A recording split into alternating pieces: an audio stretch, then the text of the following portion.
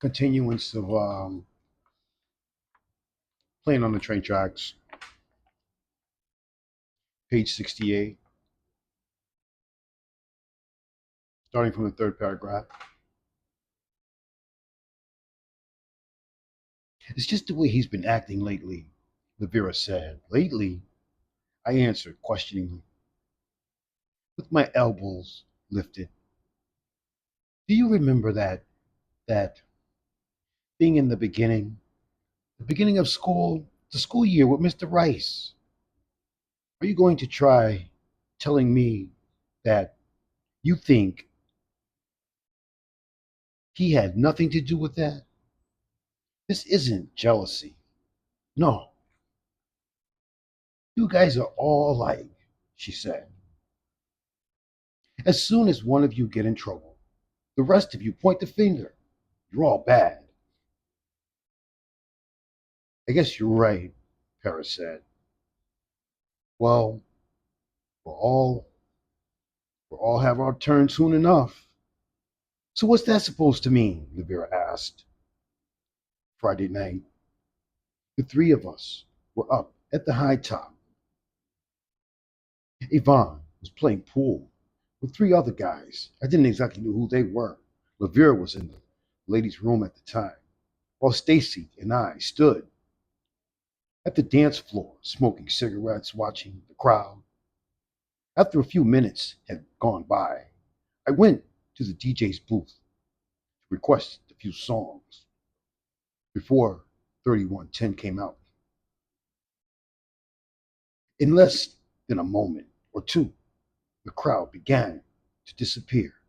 I felt a chill cruising through my body. Blood was pumping vigorously through my system. I could see Lavira race out of the bathroom across the floor. Throughout the corner of my eye, frantically yelling at the top of her lungs, Yvonne, Yvonne! She screamed twice, Yvonne! Quickly, I jumped in excitement, filled to filled the area. Excitement filled the area. People rushing out after in a panic, running, running. I finally made it outside. There was a fight. Stacy was being jumped by Irvin, Ruby, and some other dude I haven't seen before. Irvin had him in the chokehold, while the other two, Ruby and the other guy, kicked and stomped and smacked him across the face. Enormous groups of kids jumped and cheered. Well, while the rest of us stood in fear and watched, no one offered to stop the fight, and some even laughed. Seeing Stacy in a situation like that was awful. Seeing your friend getting beat up in front of your face, knowing you have nothing to you could do about it, was enough to cause another guilt trip to haunt you for years. One which could sever the relationship for a lifetime. I could even read the expression on his face. Help! Help! He cried. It almost burst in tears crawling down his eyes. Somebody think sometimes some may think he deserved it. That may be so. Still, he was my friend, and I knew another side of him.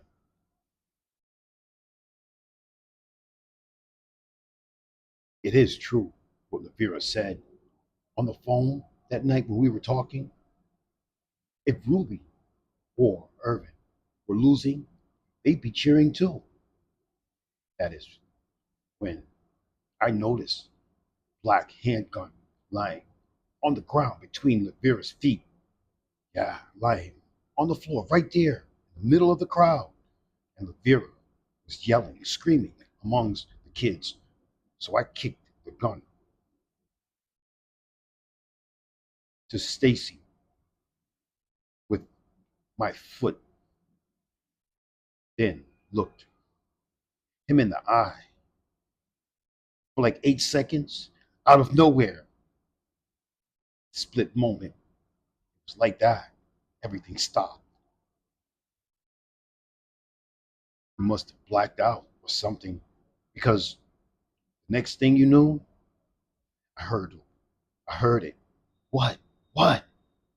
Three pops. Pop, pop, pop. Loud shots bursted off. Stacy Irvin and the other guy lying on the ground, dead. Yvonne had blood pouring out of his mouth, dripping on the sole of my sneakers.